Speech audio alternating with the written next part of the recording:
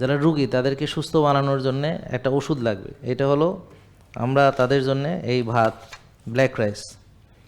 তা আপনারা যারা সুস্থ হতে চান তারা ব্ল্যাক রাইসটা নেবেন। এটা কেমিক্যাল মুক্ত, নন জিএমও, অর্গানিক, সার্টিফাইড অর্গানিক, এটার গ্যারান্টি আছে। ফুল ফাইবার, বুঝতে পারছেন? এটার গ্যারান্টি আছে।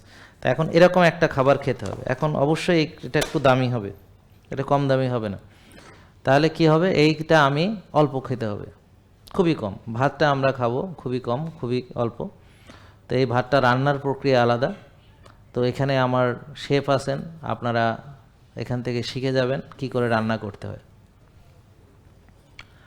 তো রান্না শিখে আপনারা এইভাবে রান্না করবেন। এখন এই ভাত কে খেতে পারবে? যাদের কোষ ফাঁকা তারা, যাদের কোষে ওভারলোড, সে এই ভাত খেতে পারবে না। কেন? কারণ তার চিনি বেশি, তার ইনসুলিন বেশি, অথবা তার হোমায়ার বেশি, বা তার ট্রাইগ্লিসারাইড বেশি। তা যাদের টিজি বেশি তারা ভাত খাবে না, রুটি খাবে না, ফল খাবে না, দুধ খাবে না। যাদের হোমায়ার বেশি তারা ভাত খাবে না, ফল খাবে না, রুটি খাবে না, দুধ খাবে না, চিনি জাতীয় খাবার খাবে না। কেন? কারণ আমরা তার রিপোর্ট দেখে বুঝতে পারবো যে তার কোষে ওভারলোড হয়েছে। তাহলে ওভারলোড কি দিয়ে হয়েছে মনে আছে আপনাদের? চর্বি দিয়ে।